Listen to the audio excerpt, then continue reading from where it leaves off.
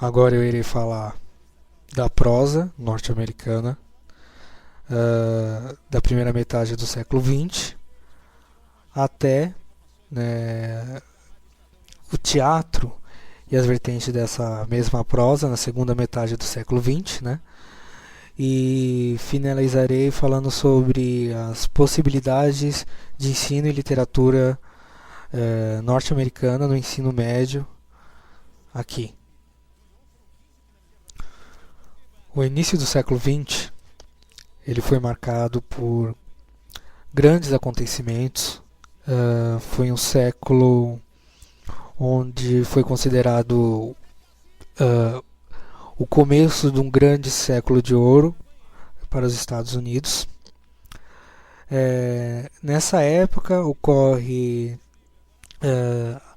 as grandes, né, como eu coloquei no blog, as grandes primeiras, né, a Primeira Guerra Mundial, a Primeira Grande Recessão, e obviamente isso interferiu diretamente em todo o pensamento filosófico literário da época, né? A maneira que se encontrava a sociedade naquela época. O que ocasionou, primeiramente, foi uma migração, né? As capitais da intelectualidade dos Estados Unidos, que eram Boston e Nova York, havia curiosamente se deslocado para Paris, né? É mais ou menos no período entre a Primeira Guerra Mundial, também houve a crise de 1929 da cidade francesa, e a mesma cidade francesa, a capital francesa, foi o local escolhido para reunião desses nomes desse novo movimento literário da literatura norte-americana. Eles ficaram conhecidos pelo nome de Lost Generation, pois os mesmos, mesmo fora de terras estadunidenses, eles tentavam afirmar a literatura, o espírito norte-americano em outros locais.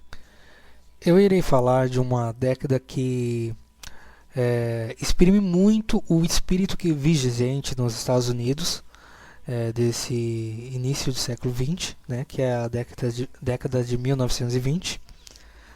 Essa década foi rica em produções artísticas e também de uma certa futilidade, a meu modo de ver, né?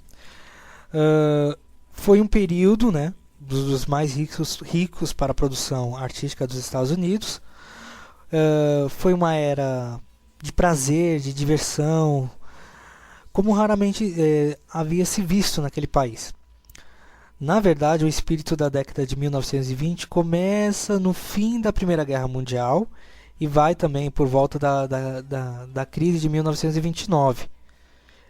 É no espaço de tempo comprimido entre esses dois negros eventos ocorridos logo no início do século que os Estados Unidos se tornariam o local para onde iriam convergir diferentes esferas representativas do dinamismo social e artístico abundante no período.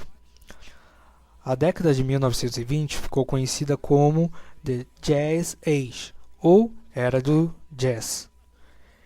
Embora alguns críticos preferiam o termo Roaring Twenties, que significa anos fervilhantes. Esses títulos ilustram de forma bem direta o espírito da época. A década de 1920 foi quando o jazz se popularizou, deixando de ser uma música de gueto para se popularizar e ter entrado nas festas da alta sociedade estadunidense. O jazz foi o símbolo máximo de uma era em que o entretenimento parecia ser o propósito da existência. Os nightclubs se popularizaram e tendo o jazz como sua atração principal. Se tornaram, na verdade, o centro da vida social das classes mais abastadas em seus salões fechados e exclusivos.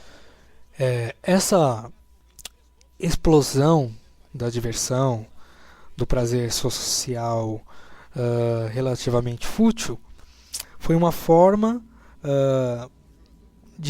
da sociedade expressar culturalmente depois dos sinistros anos decorrentes da Primeira Guerra Mundial, que ocorreu posteriormente, né?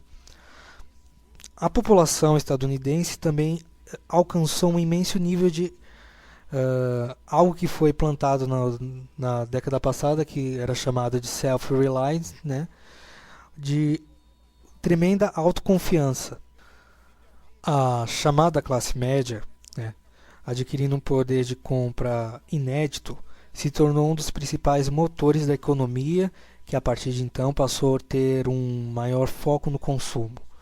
O automóvel, saindo do inovador modelo de linha de produção criado por Henry Ford, se torna o bem mais cobiçado pela população. A rede de comunicação e informação passa a alcançar todos os cidadãos, com linhas telefônicas sendo instaladas em diversos estabelecimentos. O rádio se torna o principal meio de ter acesso às notícias, além de se provar a forma mais efetiva de anunciar novos produtos. O cinema dá os primeiros passos para se tornar a maior indústria de entretenimento do mundo, impregnando vários dos principais artistas da época. É possível sintetizar a atmosfera dos anos de 1920 da seguinte maneira: America modernized and in so doing swept away men of violence ordinary. America thought central the meaning of their national life, as the economic shift and center from production to consumption, as the focus moved from the country to the city, as credit ran free and personal spending bloomed, as a new technology, both autos, telephones, radios, and refrigerators to growing members of the middle class homes, change moving at even faster pace. Esse trecho mostra de uma maneira bem sucinta como essa explosão da tecnologia, do consumismo que ainda está presente não só hoje, atualmente na sociedade, toda a sociedade ocidental, mas de uma forma global também. Nenhum nome da literatura norte-americana soube captar melhor a década de 1920, ou a conhecida Jazz Age, como F. Scott Fitzgerald. Afinal, foi ele que criou tal expressão. Sua literatura está mais ligada às altas rodas de sociedade da costa leste, às festas intermináveis dos ricos e famosos, a sofisticação e ao glamour característico se torna um requisito muito forte dessa geração. Ao mesmo tempo, né, ele era cronista e a personificação do Ronnie Tweeds. E é difícil pensar em um sem o outro, né? Profundamente inserido nos bares, cafés, salões e festas da alta sociedade, seu charme e beleza, além de uma eterna atitude de bon vivant, colocavam o autor sempre no centro das atenções. Ele soube, como poucos, retratar em suas obras o artificialismo de uma época, ao mesmo tempo em que se desfrutava de seus prazeres, né? Era o profeta desse mundo de entretenimento e maneirismo e, de certa forma, acabou sendo vítima dele. Fitzgerald, ao mesmo tempo, né, ele é relativamente de uma família pobre, né, cursou a universidade em Princeton até partir para o exército, onde pretendia servir lutando na Primeira Grande Guerra, né. A guerra, contudo, terminou pouco tempo depois que ele ingressou na carreira militar. Foi durante o período de treinamento no exército que ele conheceu o grande amor da sua vida, Zelda, com quem o autor viveu um dos mais famosos e conturbados relacionamentos da história da literatura norte-americana. Depois da saída do exército, ele passou a trabalhar em uma agência de publicidade e foi nesse período que passou a escrever contos e um romance, né, que se chama This Side of Paradise, né, Este Lado do Paraíso, é a obra escrita em 1920. Esses trabalhos iniciais adquiriram um sucesso estrondoso. Nesse mesmo ano, ele e Zelda se casaram. O casal se tornou um dos mais festejados de seu tempo. Presença garantida em festas, em baladas de bebida, em baladas de jazz, é claro, né? Ele era um homem fisicamente belo e carismático, né? E já tinha uma certa fama literária para fazê-lo frequentar as rodas mais exclusivas da costa leste norte-americana. Ele também faz parte do grupo de literários, de escritores que se refugiaram na Europa.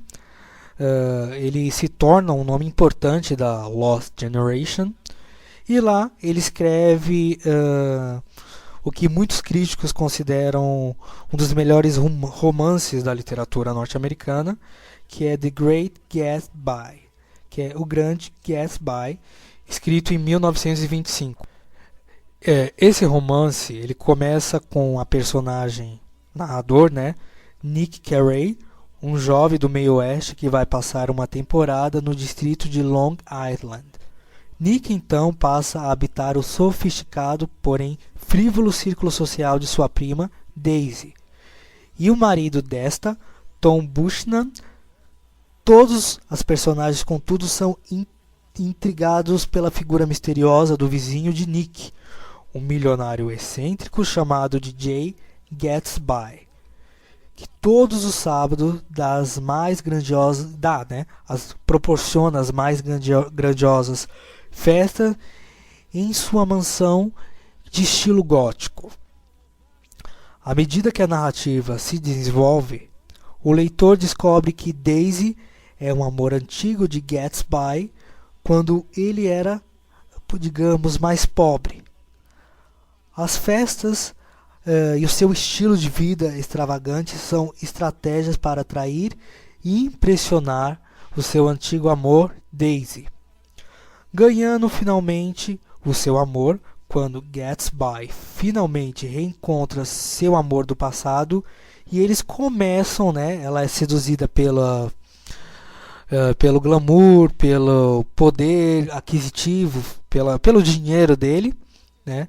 Ela é seduzida por isso e começa a se relacionar com ele. A realização do sonho da personagem origina uma sequência de acontecimentos trágicos que revelam a podridão escondida atrás do glamour e do dinheiro da alta sociedade da da Jet Age. A prosa é sedutora, como seu tema, né? Com descrições sofisticadas de riquezas e de símbolos. No entanto, ela se torna cada vez mais áspera à medida que a derrocada da protagonista vai se tornando inevitável. Jay Gatsby, o milionário misterioso e cobiçado, mostra-se na verdade um homem que quer apenas impressionar o seu grande amor do passado. O Grande Gatsby, título que pressupõe uma figura icônica, simbolizado pelo poder e pela força, mas a grandiosidade da personagem, como o autor delineou, está em sua complexidade psicológica e na atitude um tanto quanto romântica de Gatsby, que o leva a um fim trágico, ao mesmo tempo trivial. Gatsby é um dos mais ricos, né, personagens da literatura mundial, pois a ele capam definições simples ao revelar que a origem da fortuna se deu através de meios ilícitos. A personagem pode ser vista como mais um elemento característico da corrupção e da imoralidade deste mundo altamente materialista. À medida que a história se desenvolve, porém, mesmo com ele na verdade está alheio, né, à realidade, tanto ao final se torna vítima dela, né, dessa realidade alheia, como também mostra a natureza essencialmente inocente rodeada por um meio sem escrúpulo. De fato, The Great Gatsby é uma profunda reflexão sobre como a década de 1920 e o falso pseudo-sonho norte-americano é corrompido. Vale a pena conferir essa obra, né? Desse período da década de 1920 há outros autores, mas eu prefiro me focar nesse que retrata muito bem a década do Jazz Age e da futilidade norte-americana.